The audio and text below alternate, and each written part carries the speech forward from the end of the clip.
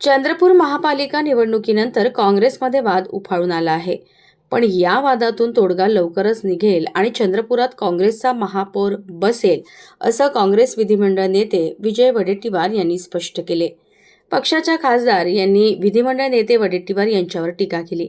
याबाबत विचारले असताना वडेट्टीवार म्हणाले, महापालिका निवडणुकीत ज्या नगरसेवकांनी शिवानी वडेट्टीवार यांना लोकसभेची उमेदवारी मिळावी म्हणून पाठिंबा दिला, त्यांची तिकीट कापण्यात आली.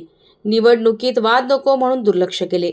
विधानसभा निवडणुकीत ब्रह्मपुरी मतदारसंघात घेऊन कुणबी आमदार व्हावा म्हणून खासदार यांनी मेळावे घेऊन भाषणे केली. त्यामुळे ब्रह्मपुरी मतदारसंघात प्रश्न निर्माण झाले, तरी जनतेने या गोष्टीकडे दुर्लक्ष करून मतदान केले. या गोष्टी देखील सोडून दिल्या. खासदार आणि आमदार कोणीही झाले म्हणजे ते पक्षाचे मालक होत नाही.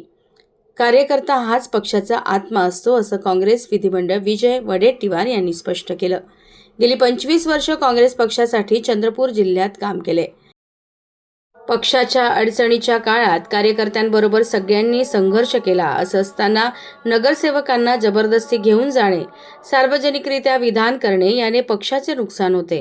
खासदार यांनी केलेली विधान ही गैरसमजातून केली असावीत, असं देखील वडेट्टीवार म्हणाले. जानोरकर 6 वर्षापूर्वी पक्षात आले आहे. तिथे असलेले जुने जाणते कार्यकर्ते, ज्यांनी पक्ष सांभाळले गेले अनेक वर्ष, ज्यांच्या भरोश्यावर पक्ष वाढतो आहे आणि शिल्लक आहे, अशा लोकांना बाजूला सारून पक्ष पुढे जाईल का, हा खरा प्रश्न आहे.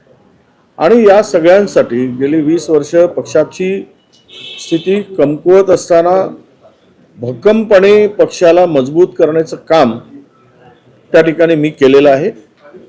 हे महाराष्ट्रातील आणि जिल्ह्यातील सर्व जनतेला ठाऊक आहे. अलीकडे झालेल्या नगर परिषदेमध्ये मी जीव ओतून काम केलं.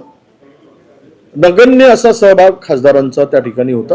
हे तिथल्या आमदार खासदारांना माहीत आहे, आपल्या जनतेला माहीत आहे. त्यामुळे त्यानंतर जे काय नगराध्यक्ष झाले, उपनगराध्यक्ष झाले, हे सर्व त्यावेळेस आलं तर आम्ही विचार विनिमय करून मी जरी मेहनत केली असली तरी हे केलं. याही निवडणुकीमध्ये जवळपास 55-60 जागेपर्यंत आमच्या दोघांच्या सह्यांनंतरच एबी फॉर्म वितरित झाला. त्यांनी सही केली, माझी सही झाली आणि प्रदेशाध्यक्षांचा आदेश होता की जिल्ह्यातील दोनही नेत्यांच्या संमतीनेच उमेदवारींचं वाटप झालं पाहिजे. आणि जवळपास 60 जागेवर दोघांनी सही करून आम्ही उमेदवार ठरवले.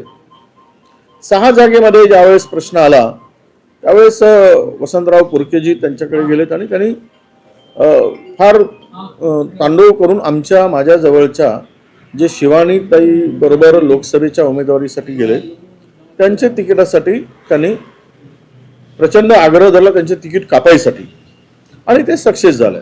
मी फार उगीच भांडण पक्षातला काहीतरी वाढवू नये म्हणून मी शांत राहिलो आणि त्यातील 2 लोक निवडून आले आणि त्यामुळेही प्रचंड नुकसान पक्षाचं त्या ठिकाणी झालं.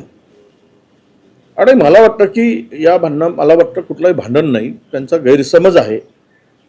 मी काय मेहनत घेतली आणि मी कुणाच्याही दरवाजात कुठल्याही नगरसेवकाला बोलवलं नाही, म्हणजे गेलो नाही. स्वतः होऊन ते नगरसेवक तिथे आले की कोण कोणाला घेऊन गेले. शेवट नेतृत्व खासदार झाले म्हणजे काही जिल्ह्याचे किंवा लोकसभेचे मालक ठरत नाहीत. तेथील कार्यकर्त्यांना सांभाळणं हे नेत्यांचंही काम आहे आणि खासदारांचंही काम आहे. आम्ही गेली 25 वर्ष जिल्हा सांभाळतो आणि अशा वेळेस थोडा संयम ठेवून काम करावं लागतं. प्रत्येक कार्यकर्त्याला पटत नसेल तरी तो माझा विरोध केला उमेदवारीला म्हणून त्याचं तिकीट कापणं आणि त्याला बाजूला सारणं, हे सुद्धा जुन्या कार्यकर्त्यावर वैचारिक मतभेद असू शकतात. पक्षाच्या दृष्टीनं विचार करणं अत्यंत महत्त्वाचं असतं, परंतु तो विचार मला दिसत नाही. तर जुना इतिहास जर मी काढायला गेलो तर कारण मीच आणलंय त्यांना, बाळू धानोरकरजींना पक्षामध्ये प्रवेश करण्यासाठी सुरुवात मीच केली आणि प्रवेश झाला. आता प्रतिभांना येऊन सुद्धा 6 वर्षच झालेत, पण अख्खा जिल्हाच माझा आणि मी म्हणेल तसं होईल असं होणं शक्य नाही. कोणी ते कुठल्याही पक्षाचं नेतृत्व ते मान्य करणार नाही. सगळ्यांना मिळून मिसळून काम करावं लागतं, तेव्हाच रिझल्ट येतो. दोन शब्द बाजूला आपण तिखट बोलण्यापेक्षा संयमाने बोलणं हे अत्यंत आवश्यक असतं असं मला वाटतं. काल ज्यांनी जे काही स्टेटमेंट केलं असेल त्यामध्ये त्यांच्या गैरसमजातून झालेलं ते स्टेटमेंट असावं. त्यांचा काहीतरी गैरसमज झाला आहे खासदारांचा आणि भविष्य खूप मोठं आहे त्यांच्याकडे. त्यांच्या वयानुसार राजकीय संयम ठेवून बोलावं.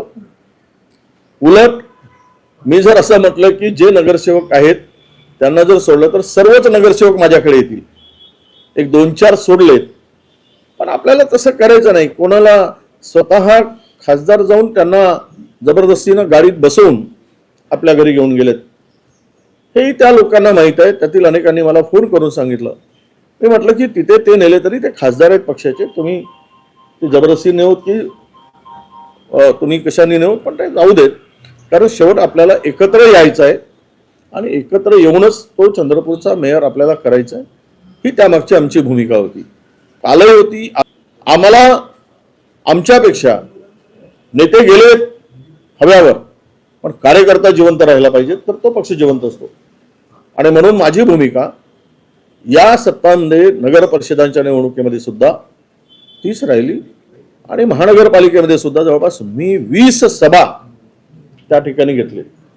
वार्डात मी फिरलो. आमच्या ताई म्हणतात की महिनाभराच्या नाही 15 दिवसापूर्वी तर ताई तिकडे चंद्रपूर दिल्लीलाच होत्या, प्रतिभाताई. आणि त्यामुळं त्यांनी केला प्रयत्न, नाही केला असं नाही, त्यांनी मेहनत केली, मी पण मेहनत केली आणि दोघांनी मेहनत करून आलेला तो निकाल आहे. आणि माझा मतदारसंघ म्हणजे मालक कोणी ठरत नाही कोणाच्याही मतदारसंघात. माझ्याही मतदारसंघात येऊन थोडासा जातीचा विषय काढून विधानसभेच्या निवडणुकीच्या पूर्वी त्यांनी जे काही केलं ते मी विसरून गेलो आणि आम्ही एकत्र आलो. मला खूप त्रास झाला त्याचा.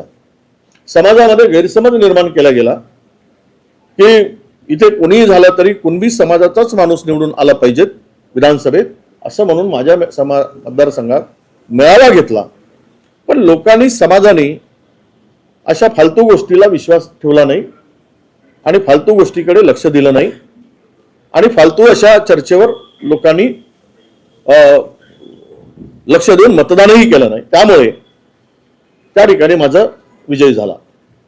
मला सगळ्या समाजाने मतदान केलं, त्यामध्ये कुणबी समाजाचा सुद्धा प्रचंड मोठा वाटा त्यामध्ये आहे.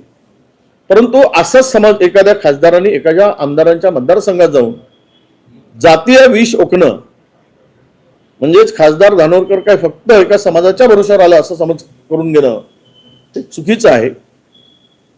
पण या ठिकाणी मला एवढंच सांगायचं की झालं गेलं गंगेला मिसळून आपल्याला एकत्र येऊन पुढचा महापौर करावा लागेल. समज गैरसमज असतील ते काढावं लागेल आणि पक्षासाठी एकत्र येऊन लढावं लागेल. ही भूमिका आपल्याला आता पुढे घेऊन जायची आहे, या मताचा मी आहे.